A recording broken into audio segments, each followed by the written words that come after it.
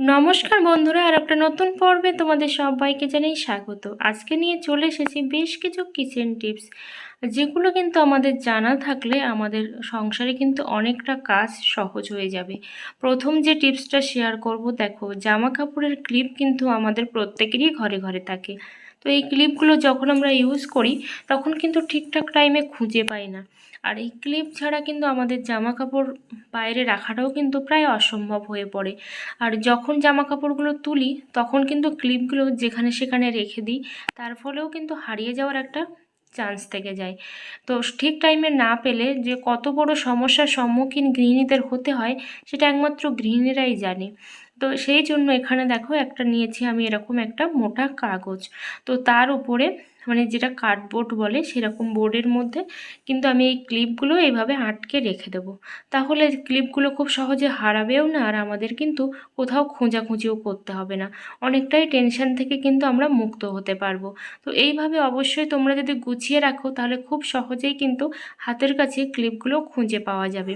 চলো পরবর্তী টিপসটা তোমাদের সাথে শেয়ার করি। এখন যেহেতু গরম পড়ে গেছে আর মশার উৎপাত কিন্তু প্রচুর পরিমাণে বেড়ে গেছে, গরম পড়ুক আর নাই পড়ুক, ধূপকাঠি কিন্তু আমরা জ্বালাতে অনেকেই ভালোবাসি। তো এটা মশার ধূপ নয়, মশার ধূপটাও কিন্তু সেম প্রসেসেই আমি তোমাদেরকে বলবো। তো এটা মশার ধূপ নয়, আমরা অনেকেই আছি যারা কিন্তু একটু ধূপ জ্বালাতে ভালোবাসি। শুধু ঠাকুর ঘরেই নয়, ঠাকুর ঘরের বাইরেও কিন্তু ধূপ জ্বালাতে আমরা অনেকেই ভালোবাসি। তো সব জায়গায় কিন্তু ধূপদানি অ্যাভেলেবেল থাকে না। তো এই জন্য আমি এখানে দেখো কেটে নিচ্ছি আলু। আর যেহেতু আমার অল্প পরিমাণে লাগবে সেই জন্য কিন্তু আলুটা এখানে আমি খুবই সামান্য পরিমাণে নিয়েছি। তারপর এভাবে ধূপকাঠিটাকে আমি বসিয়ে দিলাম। আর কোনো রকম কোনো স্ট্যান্ড কিন্তু প্রয়োজন পড়বে না, তাই যেখানে সেখানে কিন্তু আমরা ধূপটা জ্বালাতে পারবো কোনো রকম ঝামেলা ছাড়াই, বা আমাদের কোনো টেনশানও হবে না যে এই ধূপকাঠিটা কোথাও পড়ে গিয়েছে সেখান থেকে কোথাও ধরে যেতে পারে। এই টেনশনটা কিন্তু থাকবেই না, কারণ ধূপকাঠিটা সহজেই আলুর মধ্যে কিন্তু বসে গেছে। এইভাবে কিন্তু তোমরা মশা মারার ধূপগুলোও কিন্তু বসিয়ে দিতে পারো খুবই সহজে, কোনো রকম টেনশন ছাড়াই। আশা করি টিপসটা তোমাদের অনেকটাই হেল্পফুল হবে। চলো পরের টিপসটা শেয়ার করি। এখানে নিয়েছি আমি লাউ। আর লাউ তো আমরা প্রত্যেকেই কম বেশি খেয়ে থাকি, কিন্তু আবার অনেকটা বড় হওয়ার কারণে সব কিন্তু খাওয়াটা সম্ভব হয়ে ওঠে না। তাই আমার অর্ধেকটা লাউ কিন্তু থেকে গেছে। আর যে লাউটা থেকে গেছে সেটা যদি এই নর্মালি ফ্রিজে রেখে দিই কিংবা বাইরে রেখে দিই, সেটা কিন্তু খুব সহজে উপর অংশটা কিন্তু দেখো শক্ত হয়ে যায়। তো সেই জন্য যেটা ফলো করার দরকার যে টিপসটা, তাহলে শক্ত হবে না। ওপরে কিন্তু আমি দিয়ে দিলাম কয়েক ফোঁটা সরিষার তেল। আর সরিষার তেল দেওয়ার ফলে কি হবে, উপরের অংশটা খুব সহজে যেমন পচবেও না, আর সাথে সাথে নষ্টও হবে না। আর বাইরেটা তো আমি আগেই কিন্তু ভিডিওতে দেখিয়েছি যে আমি কিন্তু তেল মাখিয়ে রেখেছিলাম, সেই জন্য বাইরের অংশটা একেবারেই কিন্তু তরতাজা রয়েছে।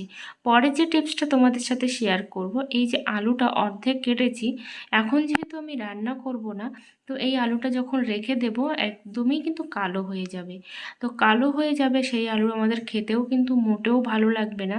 আর অর্ধেকটা কেটে আমি ধূপ জ্বালিয়েছি, আর অর্ধেকটা আলু তো আমার রান্নার কাজে লাগাতেই হবে। তো এখানে আমি 2 ফোঁটা দিয়ে দিলাম সরিষার তেল। তারপর এইভাবে খুব সুন্দর করে কিন্তু লাগিয়ে দেব। আর কি বলতো, কোনো রকম কিন্তু কালো হবে না আলুটা। তো বাইরের সাইডটা একটু লাগিয়ে দিলাম যাতে করে আলুটা একেবারেই ফ্রেশ থাকে। তো তোমরা এইভাবে কিন্তু করে দেখতে পারো, খুবই হেল্পফুল হবে। আর আলু কিন্তু ফেলে দেওয়ারও প্রয়োজন পড়বে না, কারণ যে কোনো সবজিরই কিন্তু প্রচুর দাম থাকে। তাই অবশ্যই জিনিস নষ্ট না করে তোমরা কিন্তু এইভাবে কাজে লাগিয়ে নিতে পারো। পরের যে টিপসটা তোমাদেরকে দেখাবো, দেখো, মশাল তেলের এই যে বোতলটা, মশাল তেল হোক কিংবা যে সাদা তেলগুলো হয় রিফাইন তেল, সেই তেলের বোতল হোক, এভাবে কেন আমি উল্টে ধরেছি সেটাই তোমাদেরকে এখন বলছি। কারণ যখন তেলটা ফুরিয়ে যায় তখন দেখা যায় যে এর গায়ে কিছু না কিছু তেল কিন্তু জমে যায়। আর সেই জমে থাকা তেলটা আমরা ফেলে দিই, কারণ আমরা তো অতটা টাইম ধরে কাজও করতে পারি না বা আস্তে আস্তে সরাতেও পারি না। তো দেখো, এই তেলটা কিন্তু আমি সকালের দিকে এরকমভাবে উপর করে রেখেছিলাম কাপের মধ্যে। আর তার ফলে কি হয়েছে, সারা দিন ধরে কিন্তু তেলটা এসে জমেছে। তো কতটা তাড়াতাড়ি তেল জমবে সেটাও কিন্তু বলার কিছু নেই। তো আমি সকালবেলায় রেখেছিলাম, এখন তোমাদেরকে সন্ধ্যাবেলা দেখাচ্ছি।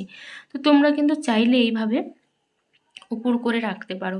হ্যাঁ, হয়তো অল্প তেল, কিন্তু এই অল্প তেলের সঙ্গে আর একটু তেল মেশালেই কিন্তু একটা রান্নাও হয়ে যেতে পারে, কিংবা কোনো একটা কাজে লেগে যেতে পারে। তাই কোনো কিছুকে অবহেলা করাটা ঠিক নয়। তো আমি তোমাদেরকে দেখাবো যে ঠিক কতটা তেল এর থেকে বেরিয়েছে। তো এরকম যদি আমাদের কাছে 4-5টা বোতল থাকে, সেই থেকে যদি এরকম তেল বের হয়, তাহলে কিন্তু খুব সহজেই আমরা অনেকগুলো কাজ কিন্তু করে নিতে পারবো। তো এই তেলগুলো আমি সরিয়ে রেখেছিলাম, আর তোমাদেরকে দেখাচ্ছি যে দেখো কতটা তেল বের হলো, অনেকটাই কিন্তু তেল বের হয়েছে এখান থেকে। তো এরকমভাবে 3-4টে বোতল থেকে যখন তেল বের হবে, তখন কিন্তু আমাদের অলরেডি একটা রান্নাও হয়ে যাবে। আশা করি এই টিপসটাও তোমাদের অনেকটাই হেল্পফুল হবে। চলো বন্ধুরা, পরের টিপসটা শেয়ার করি। এখানে দেখো আমার একটা ভাঙা ক্লিপ, আর এই ভাঙা ক্লিপটা দিয়ে আমি কি করব সেটাই তোমাদেরকে এখন আমি দেখাবো। তো এই ধরনের ভাঙা ক্লিপ তো আমরা সচরাচর ফেলে দিয়েই থাকি, কারণ কোনো রকম কাজে এটা লাগবে না, তো সেই জন্য ফেলে দেব। কিন্তু ফেলে না দিয়ে আমরা কিন্তু বাঁচিয়ে নিতে পারি অনেকগুলো টাকা। তো ভাঙা ক্লিপ দিয়ে কি করে অনেকগুলো টাকা বাঁচাবো, চলো সেটাই তোমাদেরকে এখন দেখাচ্ছি। তো এরকমভাবেও হতে পারে, আবার কিন্তু একটা একটা করেও হতে পারে। তো এখন আমি যেটা নিচ্ছি, ব্ল্যাক টেপ, ব্ল্যাক টেপ নয়, এটা হচ্ছে ডাবল টেপ। তো ডাবল টেপটা আমি নিচ্ছি, এরকম অল্প করেই নিচ্ছি, কারণ আমার অল্প পরিমাণেই লাগবে। আর ডাবল টেপের দুটো সাইডেই কিন্তু আঠা থাকে, তো আমি একটা সাইড তুললাম না, কারণ তোলার প্রয়োজন পড়বে না। এরকম উল্টো সাইড থেকে দেখো আমি কিন্তু লাগিয়ে দিচ্ছি। আমার হাতের দিকে তাকিয়ে দেখো যে আমি কিভাবে লাগাচ্ছি এটা। তো এইভাবে লাগিয়ে দিলাম, এই যে এইভাবে লাগিয়েছি, পিছন সাইডটা লাগিয়েছি। চলো এবার দেখো আমি এই জায়গাতে লাগিয়ে কিন্তু দেখাচ্ছি, তোমরা চাইলে যে কোনো জায়গাতে কিন্তু লাগিয়ে দিতে পারো। তো তোমাদের সুবিধা অনুযায়ী জায়গাতেই কিন্তু তোমরা লাগিয়ে রাখবে। আমি কিন্তু এখানে লাগিয়ে তোমাদেরকে জাস্ট দেখাচ্ছি। তো এইটা কিন্তু আর পড়বে না, আর উপরের যে টেপটা আছে, মানে কাগজটা আছে, সেটা কিন্তু আমার তোলার প্রয়োজন নেই। তো এখানে আমি এরকম একটা চাবি রেখে দিলাম। তো এখানে তোমরা চাইলে যে কোনো চাবি বা যে কোনো জিনিস তোমাদের পছন্দের কিন্তু হ্যাঙ্গিং করতে পারো। তাহলে এরকম চাবি রাখার ফলে কি হবে, চাবিগুলো কিন্তু আর খোঁজাখুঁজি করার প্রয়োজন পড়বে না, সহজেই নিতে পারবে এরকম জায়গা থেকে। পরের যে টিপসটা তোমাদের সাথে শেয়ার করব, দেখো এখানে নিয়েছি আমি মর্টিন। আর মর্টিন তো আমরা প্রত্যেকে ইউজ করে থাকি এখন কম বেশি, যেহেতু মশার উৎপাতটা বেড়ে গেছে। কিন্তু অনেক সময় মর্টিনের কিন্তু যে স্ট্যান্ড থাকে সেই স্ট্যান্ডও থাকে না। তো স্ট্যান্ড না থাকলেও কিন্তু কোনো রকম টেনশান নেই। তো এই মর্টিনটা আমরা অনেকে টেনশান করি যে ঠিক এতটুকু মর্টিন আমরা কোথায় দেব, তার তো কোনো ঠিক নেই। তার উপর হচ্ছে মর্টিনটা যদি কোথাও রাখি সেটাও পড়েও যাবে, এমন প্রবলেম কিন্তু আমাদের হয়েই থাকে। তো কোনো রকম টেনশান ছাড়াই দেখো এইখানে আমি দিলাম, স্লিপ করে পড়ে যাচ্ছে। তো এখানে রাখছি, স্লিপ করে পড়ে যাচ্ছে। যদিও বা রেখে দিই, দেখো উপরের দিকটা কিন্তু আমি কিন্তু রাখার চেষ্টা করছি। উপরের দিকটা দেখো এইটুকু জ্বলবে, তারপরে কিন্তু আর জ্বলবে না, কারণ নিভে যাবে। তো এরকম একটা কাঁচির মধ্যে দেখো আমি এই যে মাঝখানের যে খাঁজটা আছে, এইখানটা কিন্তু আমি ঢুকিয়ে দেব। এইভাবে ঢুকিয়ে আলতো করে কিন্তু আটকে দিলাম। দেখো আলতো করে কিন্তু আটকে দিতে হবে, খুবই সাবধানে। তো জোরে দিলেই কিন্তু পড়ে যাবে। তো লাস্ট পর্যন্ত কিন্তু মর্টিনটা জ্বলবে। আর যদি সামনের দিকটাতে দেওয়া হয়, তাহলেও কিন্তু লাস্ট পর্যন্ত মর্টিনটা জ্বলবে এইভাবে। তো আশা করি তোমাদের টিপসগুলো হেল্পফুল হবে।